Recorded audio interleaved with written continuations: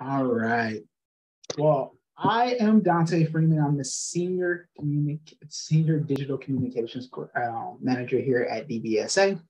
I, along with my colleague Hannah Zeller, who's our programs manager over here at DBSA, have the great opportunity to work with DBSA's Young Adult Council. And today, our Young Adult Council will talk to us about just diagnosed perspectives from the DBSA Young Adult Council.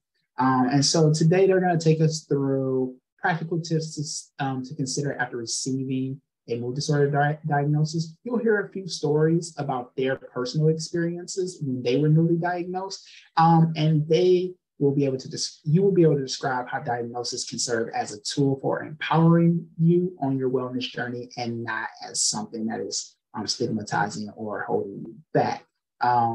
If you have questions that you want to ask during this presentation, make sure you put them in the Q&A, and I will return at the end and we will go through some of those. Without further ado, I will turn it over to Sierra. Thank you. Hi guys, my name is Sierra Porter. I have been a YAC member for about a year now, and I am also an intern for a Billboard, and I go by she, her pronouns. Thank you guys so much for being here today. I'm super excited. We're gonna have a great panel, but before we get into it, we're gonna have everyone introduce themselves. So Jasmine, can you start by introducing yourself, telling everybody how long you've been a YAC member and what it is that you do? Yes, thank you, Sierra. Hi, everyone. My name is Jasmine, pronouns she, her. I have been a member of the YAC for about 9 months now, and I work in health and wellness as an advocate. Lauren? Yeah, thank you, Sierra, and happy to be here. I'm Lauren. I use she, her pronouns. I've had the honor of being on YAC for 4 years now, and I work as a clinical psychologist. And last but certainly not least, we have Sadie. Hi, my name is Sadie. I use she, her pronouns. I joined YAC this year, and I work in health policy as a research assistant. Awesome. Thank you guys so much for being here. So to kind of get started, we want to talk about each of our backgrounds and history with our diagnosis. So let's start with our experiences and circumstances that led to our diagnosis. And Jasmine, can you talk about what led to your diagnosis and how you got to where you are today? Definitely. For me, my experience was all throughout my life. Very specific to my teenage years, I experienced a lot of ups and downs, and extreme, ups and downs. And also I experienced a full range of eating disorders, major depressive episodes, and hypomania. But at the time, I was not self-aware of hypomanic symptoms, but I've always had them. Yeah. Thank you so much for sharing. And that is a few things that are a part of people going through depression and bipolar disorder. Lauren, what about you? Can you share your story of your experiences and circumstances that led to your diagnosis? Yeah, definitely. So I was diagnosed with bipolar 2 disorder, and my symptoms started coming up in the last year of my college years. So about 9 years ago for me now. I was 22 about years old. So similar to maybe what Jasmine was just mentioning, I was experiencing my first hypomanic episode where I had grandiose thoughts, thinking I was going to create a self-help blog, going to change the world with it. Definitely was running off little sleep. I was feeling energized, with like 2-3 hours of sleep for multiple days out of the week. And yeah, just had a lot of energy and felt like I was getting a lot done. But on the flip side too, I was definitely irritable as well. And so unfortunately I did hurt people around me as I was verbally aggressive in that irritability. And so yeah, a lot was going on though. And as I was graduating college and was fortunate to still be in college when I was experiencing those symptoms. So went to my college counseling center.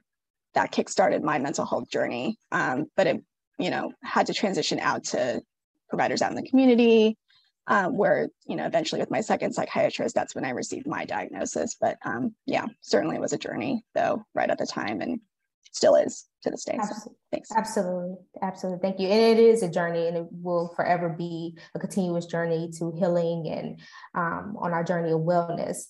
Sadie, what about you? What's your story? What led to your diagnosis?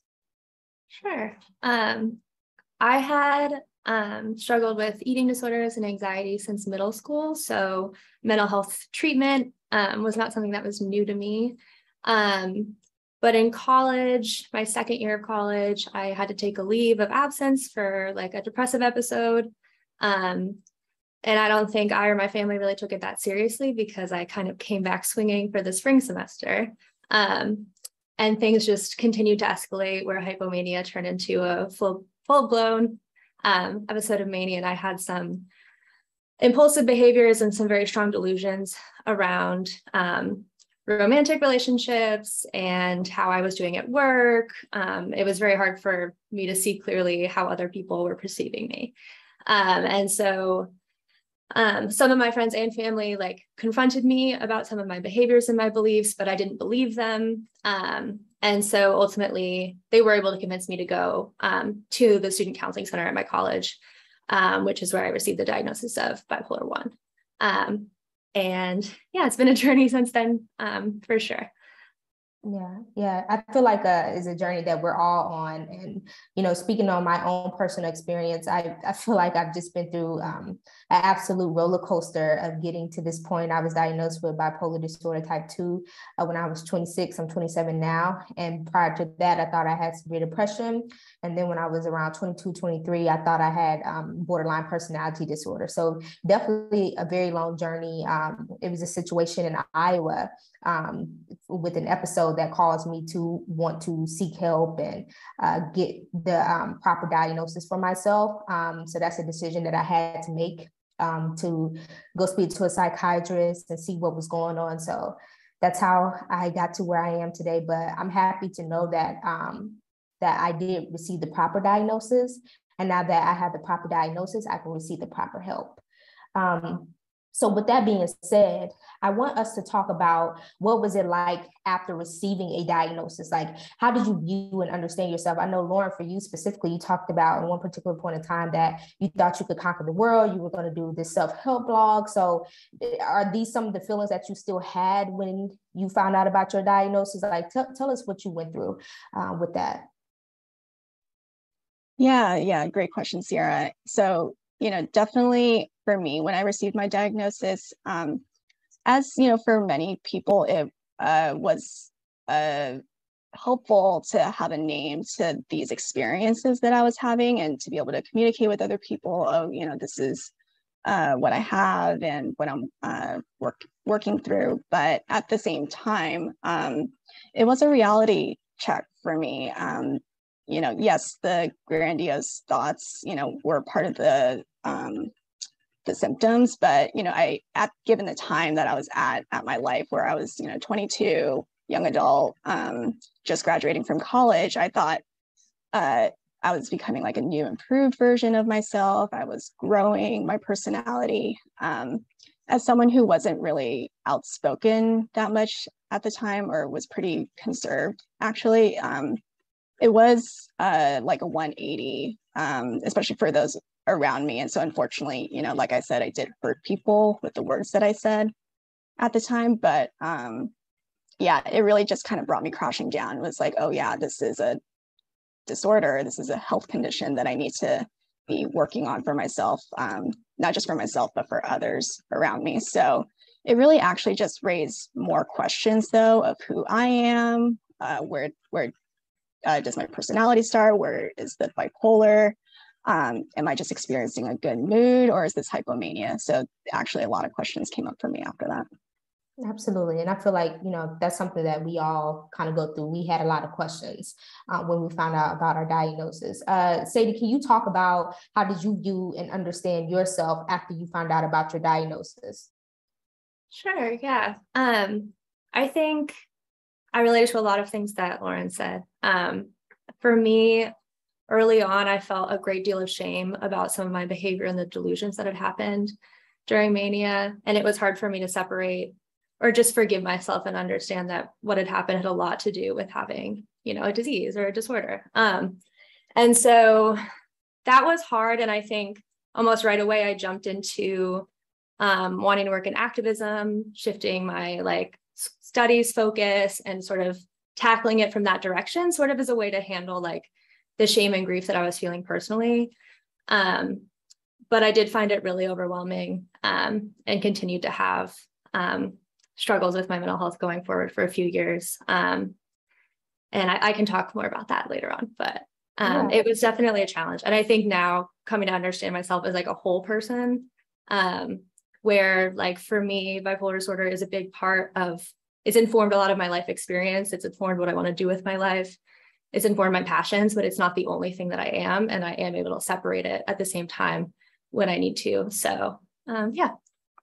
No, I love that. It's not the only thing that I am. I feel like this is, our diagnosis is a part of us, but it's not exactly who we are. It's just something that we have to deal with. And I totally understand when you're talking about feeling these feelings of shame and guilt. And I felt those same feelings, feeling embarrassed. I didn't want to talk about it because there's so much stigma in bipolar disorders in certain communities or any type of mental health condition. It's just a lot of stigma. So I definitely understand where you're coming from. And thank you for sharing your story.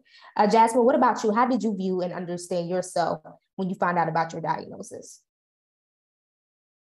Yes, for me, at first it was really heartbreaking, just because I had some stigma even towards myself, and towards the diagnosis because I was very uneducated on the diagnosis, and within my community, the Hispanic community, there's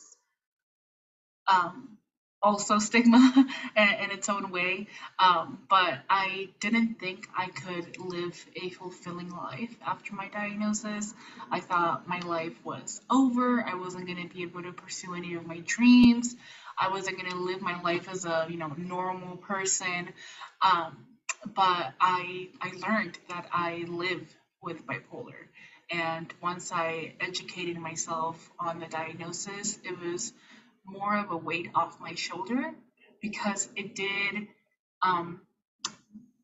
gave me a sense of direction almost, how to navigate my own feelings, how to navigate when I am entering an episode, and it became a weight off my shoulders having a diagnosis.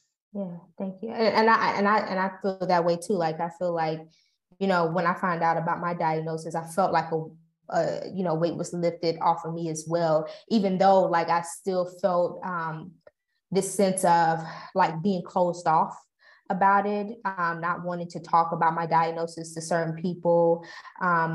And interesting enough, I remember I went to dinner with a mentor and she was talking about a friend who had an episode and turned out the friend was bipolar. And she said something in the effect of, that's why I'm not going to be friends with her anymore. And she didn't know I had bipolar disorder. And so it made me very, like I said, closed off about wanting to give more information about my diagnosis and how this affects my life. With that being said, how did you guys decide whether and whom you disclose your diagnosis to? I just gave you that story. People can be extremely judgmental. There's a lot of stigma in communities when it comes to mental health conditions. You feel embarrassment, shame, guilt. So Lauren, can you speak to that? Who did you decide that you would tell this to and why? Yeah, that anecdote, Sarah, it hit me deeply. I was, thinking about, at that time too, in my early years of wrestling with that diagnosis, I didn't talk to my family too much really about it or really even name it out loud to them. They knew vaguely that I was seeking mental health services. I was still on their insurance. So, they were aware that I was getting therapy and psychiatry and med management and all that, but never really talked about it with them. So that was hard to go through that without really openly acknowledging that, at least with my immediate family. So I would say, yeah, didn't really explicitly disclose to them. Even now, to this day, it's not really talked about. And then as far as like my close circle of friends, I was still selective in who I was disclosing my diagnosis to, for sure, because of stigma, as was mentioned, and just not knowing, if my friends were still going to accept me or see me for who I still was. I really loved what Sadie was saying too, where, this is, and Jasmine also, where it's like, this is something we have, but not necessarily who we are, or at least encompasses or defines who we are. So it was hard, and it still is, even as I've gone through my grad school program and I'm in my clinical trainings, I've become more open in my disclosures to like colleagues, supervisors, or as needed or whatnot. But yeah, it's certainly still something that I think about every time, whether I'm encountering someone new or bipolar somehow comes up. So yeah, it's definitely very much a consideration that I'm making all the time. Yeah, and thank you for sharing that. And I have a follow-up question before we move on to Sadie and Jasmine. Like, how did you go about disclosing your diagnosis to the people that you work with? Because we know that there's a lot of stigma with people not disclosing their diagnosis on job applications even. So how did you go about, letting people that you work with that you had a diagnosis? Yeah, that's such a good point. And, that's such a real challenge, whether applying to jobs or whether you're in the midst of your job. Yeah, no matter like what situation, right? And so for me, it really was a case by case basis where I had to really feel out, okay, one, was this someone who I felt like I had a good rapport with or a good working relationship with? Did I feel like I had a good, like, just starting point with them on that? And it really was context specific, or yeah, like there had to be a reason or like something that would have prompted me to disclose my diagnosis. Like, for example, if this was something I had to, and I still work on for myself, even in my workplace, but if I'm especially struggling or especially having like a challenging mental health day or week, and it's directly impacting my work performance, then and they're asking questions about, what might be going on for me, then yeah, that's something where I might choose to disclose, maybe not everything, but like at least to the extent that they need to know. So yeah, it's a tough decision-making process though. That's different for each person. Yeah, for sure. Well, and thank you for sharing that, because, I feel like I go through these moments where I don't want to talk about my diagnosis because I don't want people to think I'm incompetent or I can't do my job well because of that. So like you said, it is a tough decision to disclose. Sadie, what about you? Who did you decide you disclose your diagnosis to? Sure. I think in the workplace, there's been a learning curve for me. When I first was diagnosed, I disclosed to my internship supervisor at the time because I'd been in trouble at work for not showing up or coming in wearing flamboyant outfits, that sort of thing. And so I was hoping that that would be helpful in letting my boss know that moving forward, I'll be able to make up these hours and I'm really sorry. And her reaction was not what I would have hoped for. And so kind of going forward in my current job, what I chose to do was apply for accommodations directly with the disability office at my workplace. So the only person currently at my workplace who knows is the disability affinity group and the official channels for which accommodations happen. And then my supervisor just knows that I have accommodations. So if I were to have an episode, I could like put that in place and get flexibility, but I would not need to share the specifics of why. And I think for me personally, that has felt really good. But it will definitely, I think, change over the course of my life and what I'm doing and in what situations it makes sense to disclose and which ones it doesn't. But yeah. And good to know. Thank you for sharing. Jasmine, what about you with your situation? I know you said there was a lot of stigma within the Hispanic community. Who did you decide that you would disclose your diagnosis to? It was a very sensitive topic for me to speak about. I didn't and I don't have the relationship with my immediate family where I felt like I had to disclose it to them. But I would say that I disclosed my diagnosis to like my romantic partner or partners, and as far as my job goes, I'm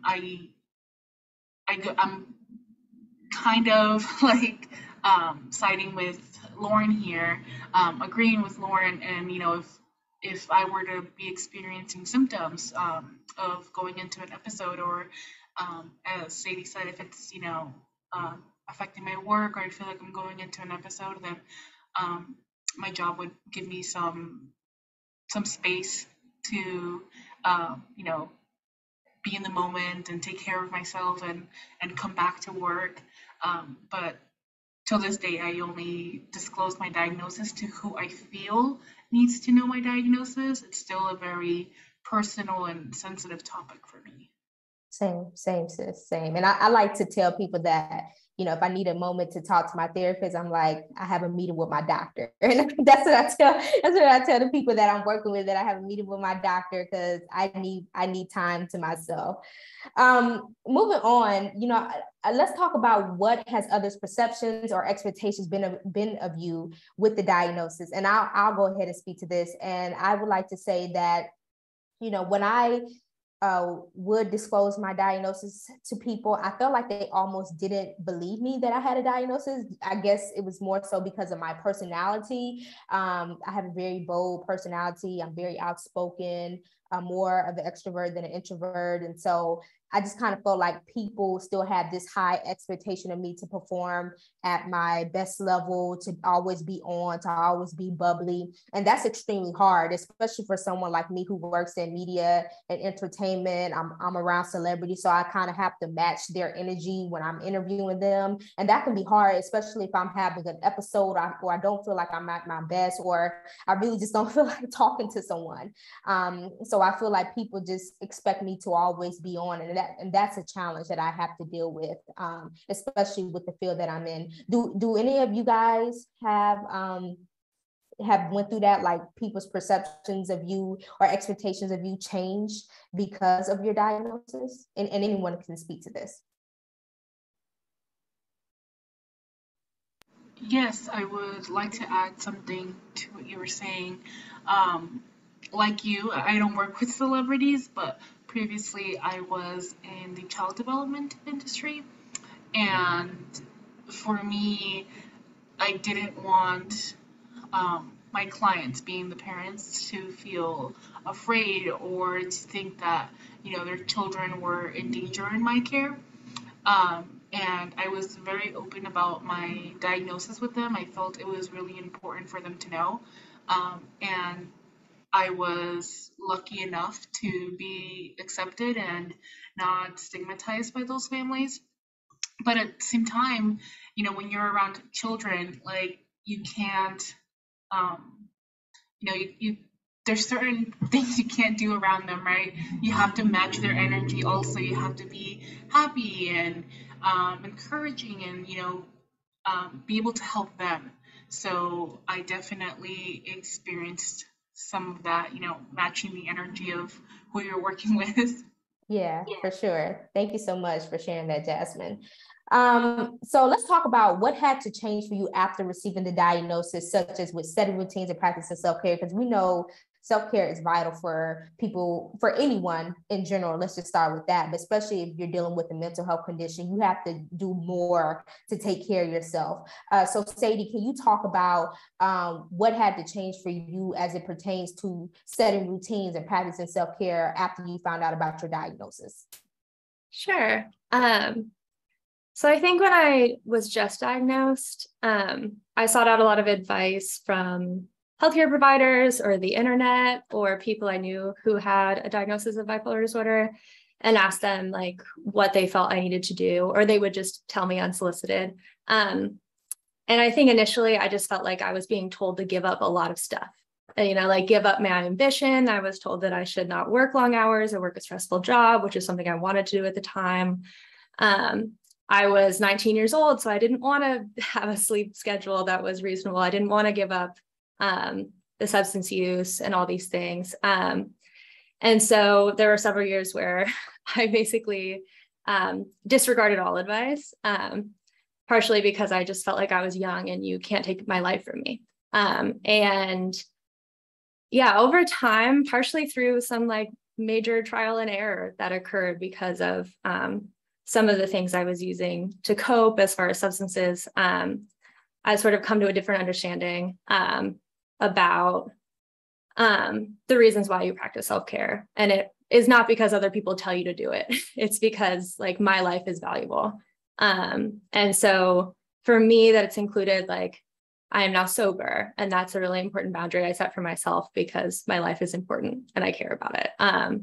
But also I've kind of learned that having a good sleep schedule makes me feel better throughout the day. You know, it helps me spend quality time with my friends because I'm like able to experience the day in a different way. And so I've come to value setting routines and setting boundaries with people and all these sort of intentional health-related activities as things that like improve my life and don't reduce them.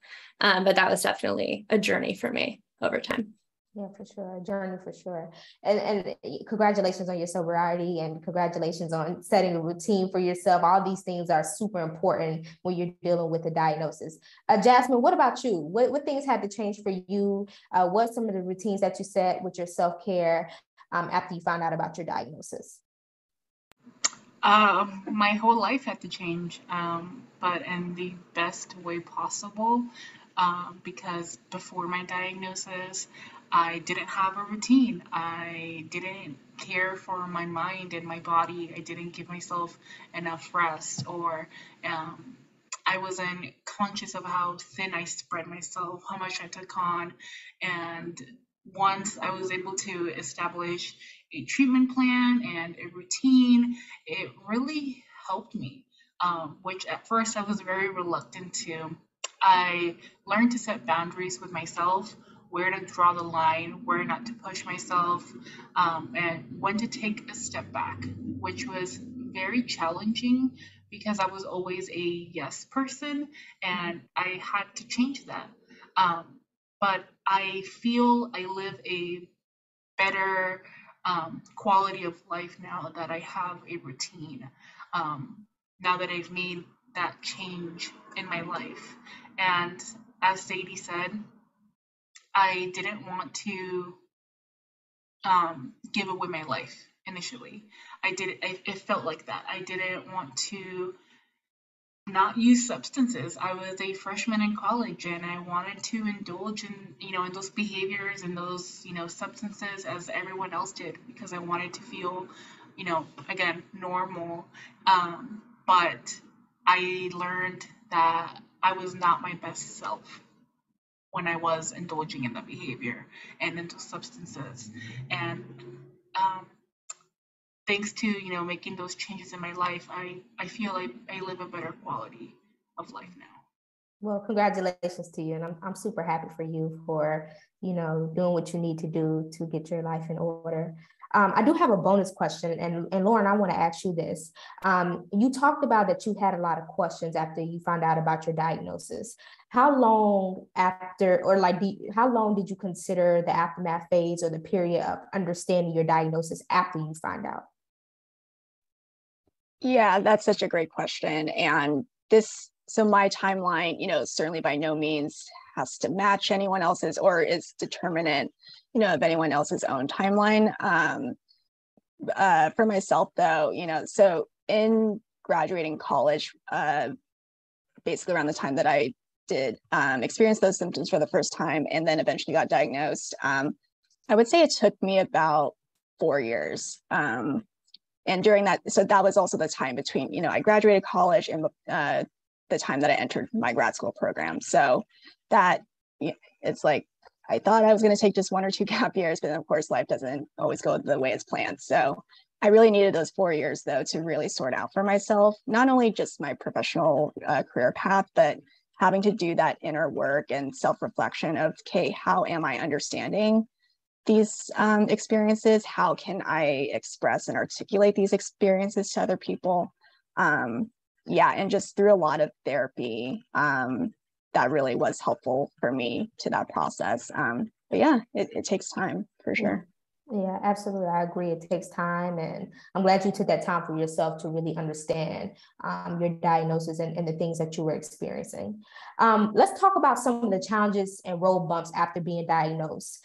We all know misdiagnosis can be common and it can take some time to get it right. Diagnosis for yourself, Lauren, you talked about this, like taking some time to get things right. And I'm going to speak to that experience because I was misdiagnosed twice.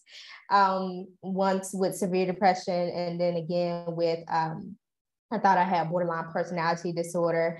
It was a very, very tough road, I must say.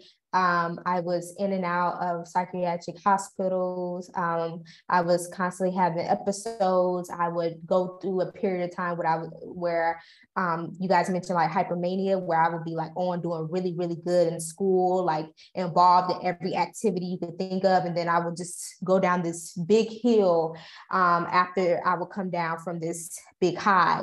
And so it was really tough. And I was just like, I just don't understand what is going on, especially since I've already been diagnosed. I've been taking medication.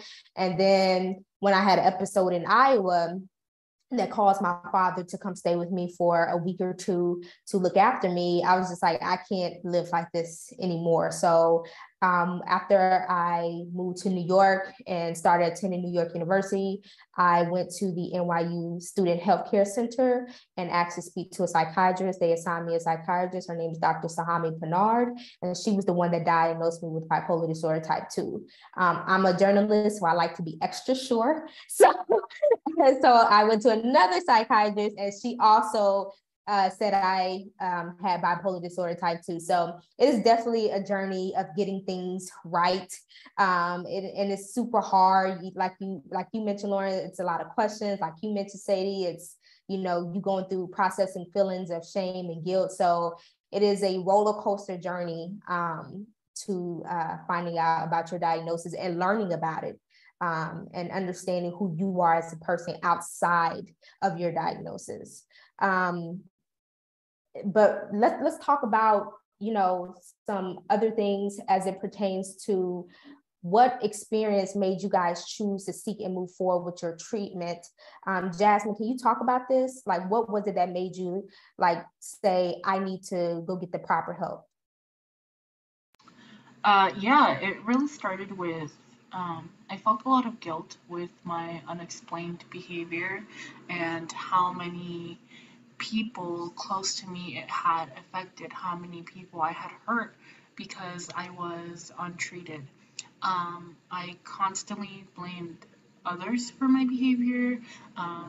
Everyone caused me to react. And so during my freshman year of college, I had a severe episode that led me to be put on psychiatric hold. And, I definitely felt the mental and physical exhaustion from my symptoms. My symptoms showed up in the form of poor judgment, aggressiveness, low need for sleep, along with psychomotor agitation, even some suicidal ideation, as well as hypersexuality. I definitely made some, poor choices when I was in an episode, and I was just spiraling. I was constantly spiraling, and it really took a toll on me. And I just decided one day that I realized everything that had happened, everything I had done, and it felt like I was almost on autopilot. Like I just kept going and kept going and kept going, and I didn't know my limit until I had to be placed on psychiatric hold, and that was kind of a wake-up call for me. I was still in denial a little bit after, but that definitely was the start of me being like shocked and saying, "Whoa, I definitely need to talk to someone and do something about this. This is not sustainable." Yeah, absolutely. And thank you for being transparent and open and honest about the things that you went through. You mentioned something. You mentioned that denial was something really big for you. And I feel like when I was going through what I went through in Iowa, I felt like I was so in denial. Like I kept on telling myself, like, everything's fine, like there's nothing wrong. But internally, I knew deep down that something was wrong. And having that episode for me was my wake-up call, not I was getting up late for work. I was going to bed at like 4 o'clock and getting up at 7. And it was just, and I wasn't eating properly. I was drinking heavily. It was just an absolute nightmare. And so, sorry, I'm trying like not to cry. So I felt like that situation really pushed me to go seek the proper help, and I'm happy where I'm at now, and it's the happiest I've been in a very, very long time. So let's move on. Lauren, can you talk about the challenges that you experience in establishing your treatment? Yeah, absolutely. And, first I just want to say, Sierra, that, I absolutely feel for you. And I think all of us here can definitely relate with I think it really highlights and speaks to just how incredibly challenging, this process, this condition is to live with. It brings up a lot of feelings, and there's just so much there, right? So I appreciate you too for, yeah, I had a mini flashback moment. So of course, excuse me. No, of course. Yeah. There's so much there. Right. So, for me, with the numerous challenges that came up in my process, one of those being, again, at the time, having had essentially no conversation around mental health, not having had it as a concept, even in my mind, I just knew generally, okay, there's a counseling center. I actually didn't even know we had a counseling center until literally at that point, when, similar to what Jasmine was talking about, where I was in such distress that I wanted and needed the help. And so, just the lack of knowledge that I felt like just ill-equipped me for how to manage and navigate my diagnosis, first episode and leading up to the diagnosis. It was one of the biggest challenges, I would say. Like, I will have to recognize my privilege in that I didn't, therapy wasn't necessarily cost prohibitive for me. Like, I was fortunate that my family was able to financially support me with those services. But with that said, I had to learn for myself how to submit super bills, how to get reimbursement through insurance. I had no idea, how insurance worked or how they interact with the pharmacy. So, just a little quick anecdote on my end where, so this is my first time getting psychotropic medications. I had picked up medications from the local pharmacy before, but I didn't know I needed to provide certain information for them in order to process the claim and not have my medication, this mood stabilizer, cost hundreds of dollars. But so I broke down crying, right there on the spot too. And, because I was so frustrated and distressed, I wasn't getting my medication right now, or oh, it's going to cost me a buttload of money to have to get this medication. How am I going to figure this out? So I came back, to the pharmacy later after figuring it out. But the same pharmacy tech who was helping me at that first time said to me, "Oh, no crying today." And I'll never forget to, this day. That was 9 years ago, but I'll never forget to this day that someone said that to me in a very vulnerable time in my life. So yeah, I bring that up just to highlight, these things are challenging and it's a sensitive area for all of us. So yeah, and thank you for sharing that. And like you mentioned, words matter. And, with the situation that I mentioned earlier in the session and your situation, I mean, it's extremely hurtful when people are not, empathetic to people struggling with a mental health condition. And it's interesting enough that people will see somebody with a broken arm or a broken leg and, they will have so much empathy, but they can't see what's going on in your brain. And so I say all that to say that we just have to be careful of how we're treating people and what we say to people. Jasmine, can you also talk about the challenges you experience in establishing your treatment? Yeah, definitely. at the time, I was a college student. I was a freshman, sophomore in college when I decided to pursue treatment.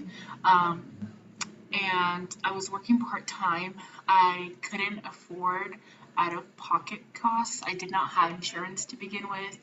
Um, and that definitely played a role in why I went untreated for so long. I didn't get treatment until I was, I believe, 22, when I graduated college and I was able to provide health insurance for myself. But even then, I faced a challenge of not knowing the resources, not knowing where to start. How do I seek therapy? How do I see a psychiatrist? I didn't know the difference between a therapist, a psychiatrist, and a psychologist. Um, it was really rough. I didn't, I just didn't know where to begin. And it was really challenging. I had no one to turn to except Google. I had to just do all research on my own and find a way on my own. Yeah, thank you for sharing that. And you brought up something like you had a lot of valid questions as it pertains to someone who just found out that they had a mental health diagnosis. So don't feel ashamed about that. That's one of the reasons why we have sessions like these. That's one of the reasons why we have DBSA, and that's one of the reasons why we have Google. So it's definitely helpful to have these resources allocated to us so we can receive the proper treatment and help that we need and get the answers to the questions that we have. I want to talk about some of the barriers to access for you in trying to find treatment for yourself. And Lauren, can you speak to this specifically? Yeah, it's such an important question. I think we need to address where, recognizing that we are in a system, specifically a broken healthcare system, let alone, one that ineffectively, I would say, as a whole, addresses and treats mental health disorders. So, with that, I first mentioned like the lack of knowledge, right? The lack of information, like what Jasmine was speaking to just now, of like just, not having that information disseminated widely enough, I feel like. Certainly to communities also where, whether the Hispanic community or the Asian American community, BIPOC communities at large, where there is a lot of stigma still towards mental health conditions, I think there could still be a lot of work, more work done in that area of just educating, the broader community out there. So for me, it was lack of knowledge, and then definitely, being confronted with stigma, as we've talked about so far before, whether with, from people close to us or from healthcare providers, even people who are in the industry who are supposed to help us, that's still very real too, right? So that can make the difference in like dissuading or encouraging someone to seek further help, especially at a, crucial time when, just getting a diagnosis, needing the help and resources to get back on the right track and, continue treatment for ourselves. I think, having the right language, having the right approach with people is so important. So I would say that for myself, of just the lack of knowledge, stigma, and then sense of community was lacking for me as well. I think that's another thing that DBSA has a strength in, is being able to provide these community spaces, whether through peer support groups and whatnot. But yeah, I didn't know how to talk about this with other people who were experiencing similar things, or who had who I could share things with. So yeah, for sure. And I have a follow-up question for you, Lauren. Like we know that we live in a broken healthcare system and getting the proper treatment for people. But do you think corporations are shifting nowadays when it comes to paying more attention to people's mental health? Like I know when I was working at LinkedIn, we had like a wellness day where we had like the first Friday of every month off. I know at the Net, like they had like mental health webinars. So do you think corporations are trying to go do better with helping their employees with mental health conditions? Yeah, so I can't speak to, every company for sure. And I hear that too, and in schools also, like there is more like social emotional learning curricula being implemented for kids in that way also.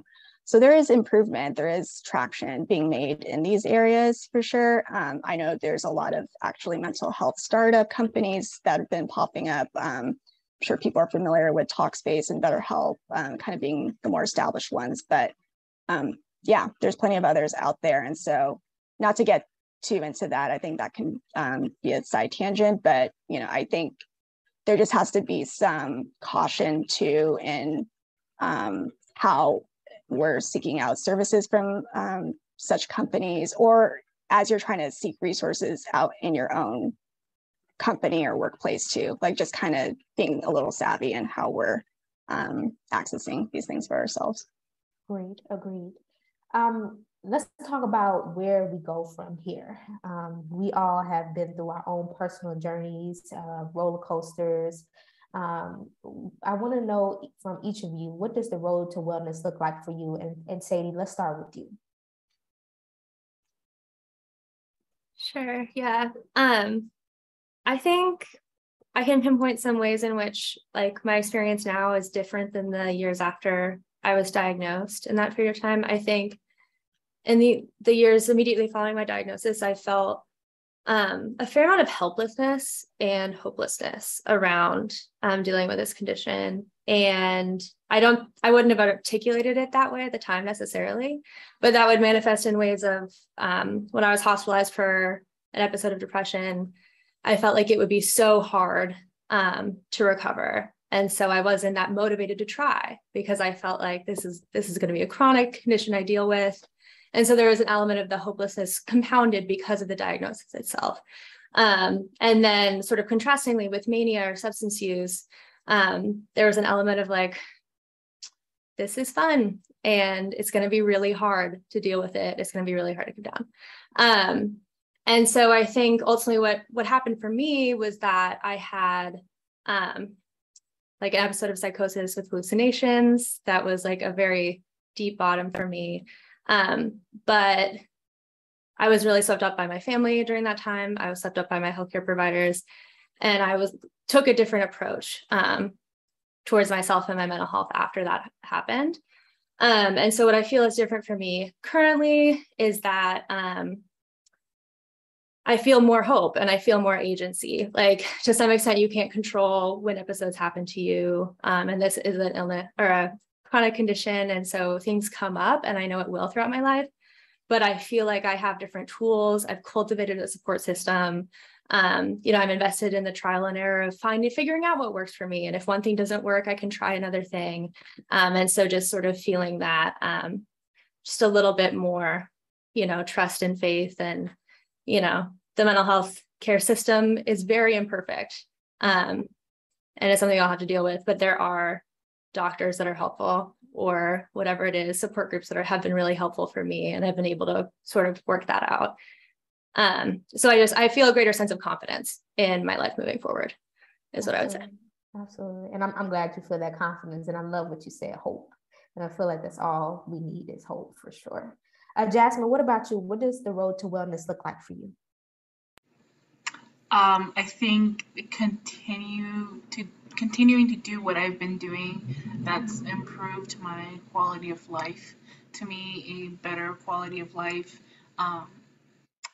not in a monetary way, but in the way that I live my day-to-day life with holding myself accountable, using my resources, continue to be resourceful, and overall forgiving myself. I think it's important to have grace for ourselves. I know for me, it was a challenge to have grace for myself and forgive myself.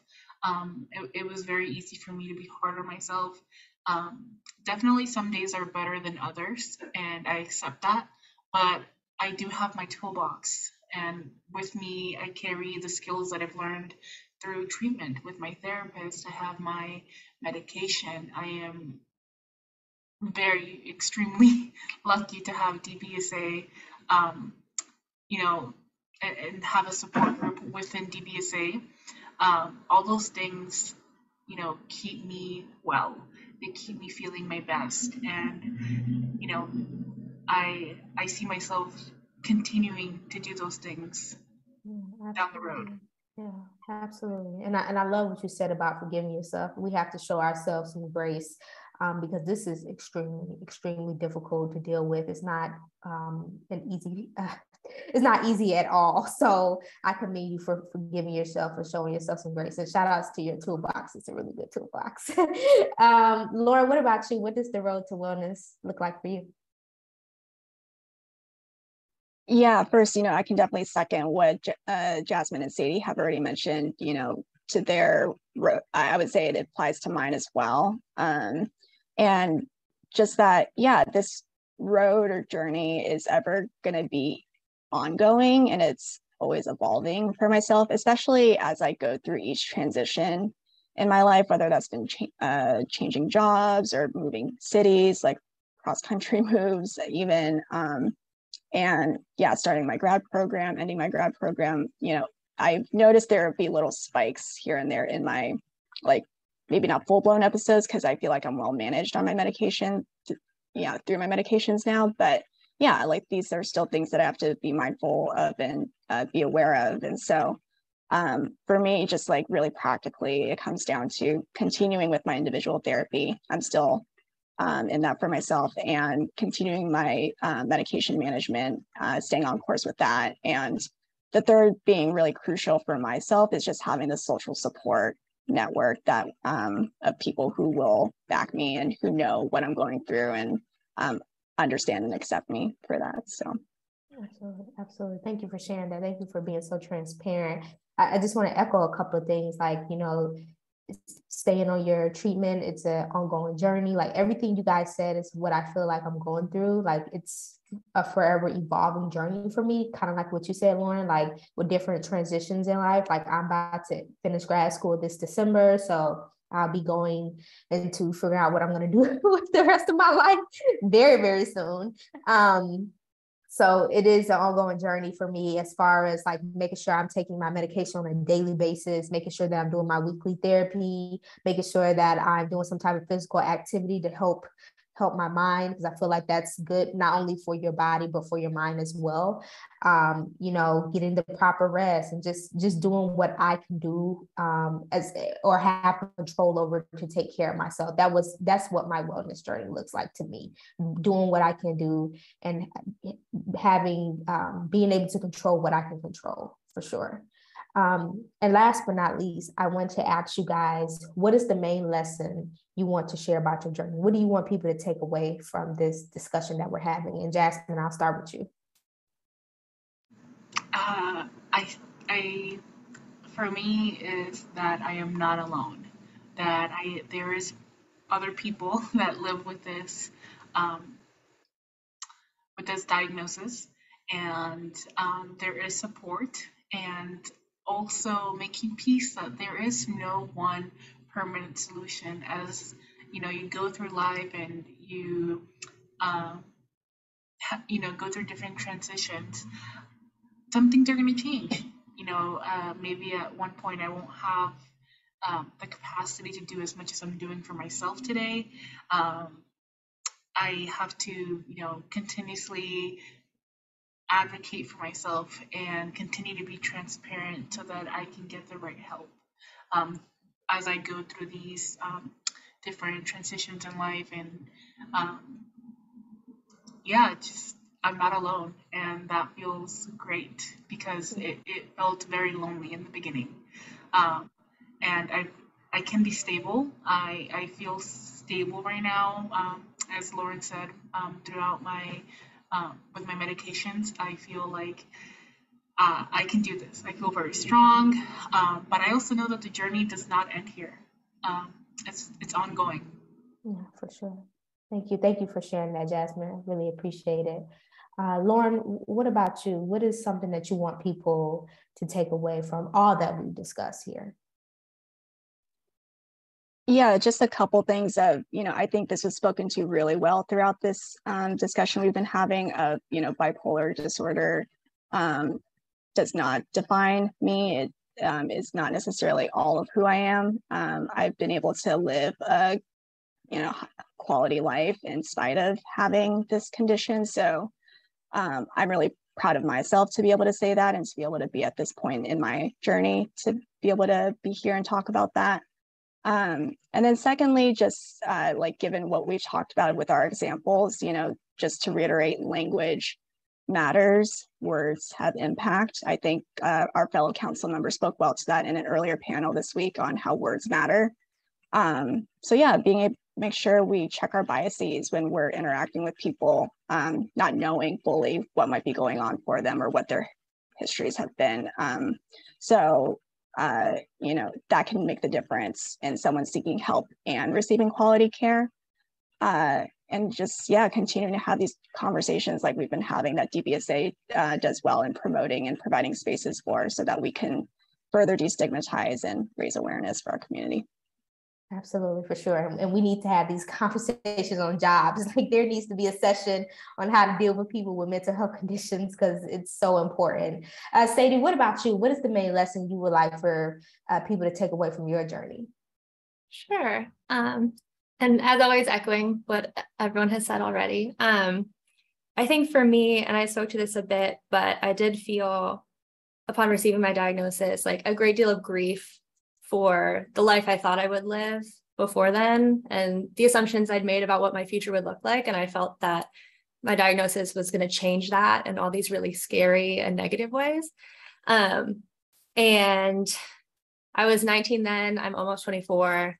And I really I live a very meaningful life. I wish I could go back and tell that 19-year-old, you are going to like where you end up. And this does not only have to be a limiting, horrible thing for you. And yeah, it took a long time, but I guess it's not that long. That's not that many years, but it's a process, and it will be a process throughout my life.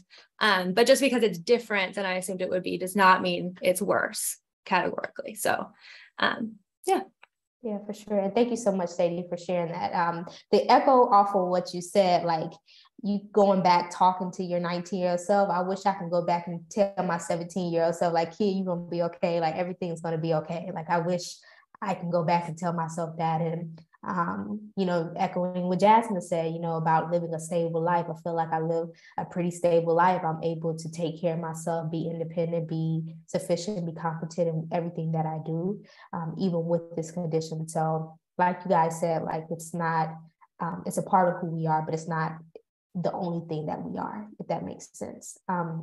So with that being said, I'm gonna pass it off to Dante. If you guys have any questions, we would love to answer. And Dante, on to you.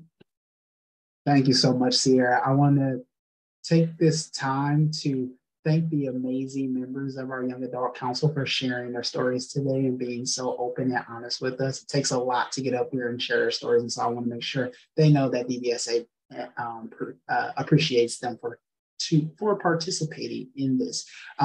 Sadie and Sierra both mentioned wanting to go back and talk to their younger selves. Both Sadie, Sierra, and Laura all wrote letters to their younger selves as part of our podcast series, I'm Living Proof, a letter to my younger self. So if you want to hear more about their journey, just check that out on wherever you get podcasts. Again, that's I'm Living Proof. And if you want to know more, if you want to know the right questions to ask at your first therapy appointment, well, you can check out that article where Jasmine contributed to that and put in a lot of good information about what to ask when you are signing up for therapy. And without further ado, we'll go ahead and answer some questions. So first question up, what advice would you give to a DBSA support group facilitator when encountering a participant who is newly diagnosed? What would be helpful to you? What wouldn't be helpful? What is not helpful? So I'll throw that one out to the group if one person wants to answer that. So if you were just in a new support group, just diagnosed, what would be helpful to you? I guess I'll go ahead and speak to that. I think just, showing me the proper resources that is available to me so I can get the proper help that I need. You said things that wouldn't help, don't use words like crazy or, things that you shouldn't say to people who are obviously struggling with a mental health condition. And just show us, like, if we have a question, just do your best to answer it as far as like where we can go to get the help that we need. That I could just put as simple as that. Like, just don't say anything rude or disrespectful. For sure. Yeah, and I'll just add on to that of, similar to what I was just sharing in my lessons, what to take away from our talk is, what Sierra was just speaking to, of like being mindful of the language that you're using, but also, approaching the person with like curiosity and like not coming in with assumptions, or just being mindful of your biases, like I mentioned before too, of, we don't know for any one person what journey they might have been on or how they're coming to us at this point in time. So yeah, just really having an open, curious mind, and in a group setting too, just being mindful of course, other group members, but then, if you're able to loop in the other group members to help welcome that participant anyway, or invite them to share their own experiences that could be helpful to the participant. I think that's such a powerful thing about groups, is like being able to have that community, people being able to share relatable experiences. So I hope that's helpful as a facilitator. Thank you, Sierra and Lauren. So our anonymous attendee wrote, I live with bipolar 1. My adult child is now exhibiting symptoms. What type of support from your parents was the most helpful? What type of support would you have liked to receive from your parents? And I'm going to direct this question to Jasmine first. Thank you, Dante. For me, I also shared the same experience. My mom also lives with bipolar disorder. She went untreated for a very long time, but now she's also living with treatment. I think from my younger self perspective, I was an adult when I got diagnosed. I think it's really important to be open to having the conversation. It's a really tough conversation to have. For speaking between mine and my parents' relationship, it felt almost empowering speaking with my mom about this, because I felt even less alone. It felt, someone knew exactly how I was feeling. So I think just being able to talk to them about it, and being able to be vulnerable with each other, that, what we go through in our episodes, we both experience different episodes. And as we know, bipolar, comes in different, I want to say like levels, bipolar 1, 2, there's even cyclothymia, and, all those symptoms are different. So I would say just be open to being vulnerable about it. And it's okay to show, what we think is weakness. It's not weakness, it's strength, because it takes courage to speak about those things and the challenges that come with it.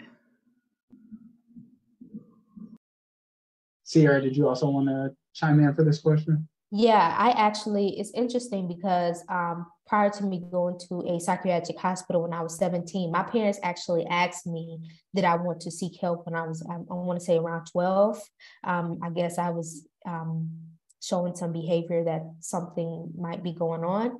And I turned it down, and I kind of wish my parents would have did what Sadie did and like track me down to that hospital, because I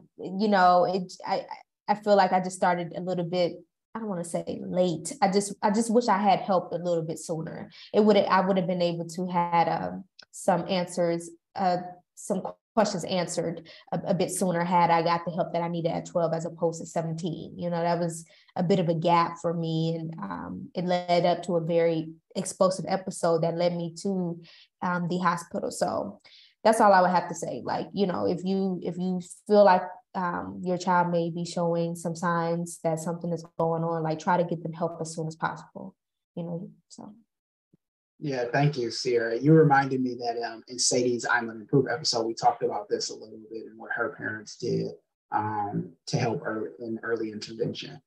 So yeah, early intervention is super, super important. And speaking of Sadie, I'm going to have you tackle this question. How did you learn how to navigate ADA requests in the workplace? How did you get over the fear of implicit bias in the workplace and your own internalized shame or guilt regarding asking for accommodations? Sure, that's a great question. My journey with accommodations started in college. And I was fortunate after my diagnosis to join the disability affinity group at my college campus. And so that kind of shifted my thinking around accommodations and mental health conditions from a disability framework. And so that helped a lot with the shame and guilt aspect. And I didn't really receive any from my university until the episode of psychosis where I really would have failed my classes had I not had some flexibility and timelines and that sort of thing. And then when I started at my workplace, I wasn't really planning to apply for accommodations, but I was in the disability affinity group, and I was encouraged by a woman in that group to apply for accommodations.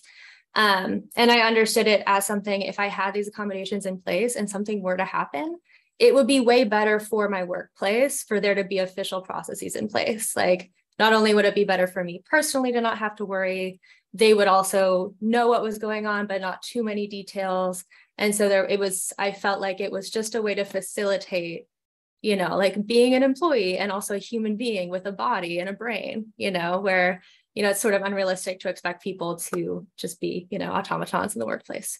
And so I think that accommodation, at least from my perspective, is something that everyone needs, and everyone has children, everyone has, whatever needs you have in the workplace to be a good employee. So I think that's where I come at it from the shame place of, I am a very good employee. And so having this accommodation helps me be an even better employee. And as far as the process, it would vary depending on the size of your workplace. Largely, you would work with human resources. So hopefully that person who you would actually disclose to would have training. And I think if at all possible, it's been very helpful for me personally to connect with other people who've been through that process wherever you work, if you know any or could speak with anyone informally to understand the process and what makes sense for you personally. Because it is something that can be very stressful, but yeah. Thank you for that insight, Sadie. We really appreciate that. This question I'm going to throw out to the group. And so if you feel comfortable at answering it, please do. If not, that is okay. If any of you are comfortable, do any of you struggle with suicidal thoughts or ideation? If so, how were you able to cope with that and get over it? Yeah, that's a really heavy question, but I will say this. I dealt with a lot of suicidal ideation, thoughts, even attempts, and I think the best thing could do is just go to my support team, which is my mother, my father, my sister, and ask them to help calm me down and, just sit down and, reflect, think about what it is that I'm going through. I hope this doesn't sound too weird, but I do like to take really hot showers to help me calm down when I'm having suicidal ideations. I'll pray, I'll journal. These are just things that have worked for me over the years as it pertains to me going through an episode where I may be having these thoughts and feelings, because it's not the answer. And I know it's not the answer because I remember when my father came to Iowa to stay with me, and he said, had you done something to yourself, I would just be absolutely devastated. And so just hearing that and not wanting to, devastate my parents or hurt the people that I love, I really, use these tools to help me when I'm feeling when I'm having these thoughts in my head. Go ahead, Jasmine. Thank you. My younger self definitely had suicidal ideation. And I like to, well, I know that it was because I was experiencing major depressive episodes. And during those episodes, I didn't know what to do. I didn't have the resources. I didn't know how to navigate my feelings. It wasn't until later that I learned that, like Sierra, journaling was just, it was very helpful, from just the surge of feelings that I would get. Um, I like to say that over, I've, I've overcome my suicidal ideation, but I don't know the future. I only know the past.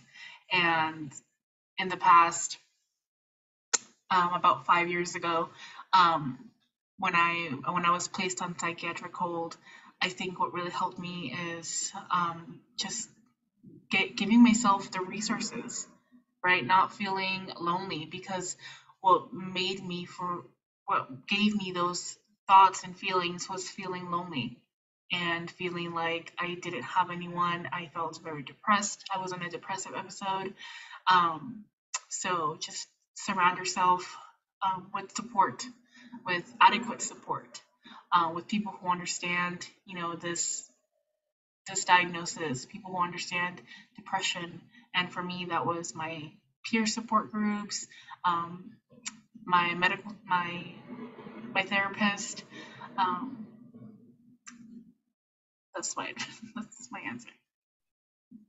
Thank you, Jasmine. And I would like to thank again all of our participants today from our Young Adult Council. If you are interested in their work, you can check out the Young Adult section on the DBSA website. Just hover over the support tab, click on Young Adult, and you can find all of their work, podcasts, infographics, articles, whatever you need.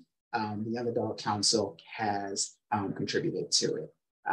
Thank you so much for joining us today, and I hope to see you in the closing session, the closing ceremony. Thank you.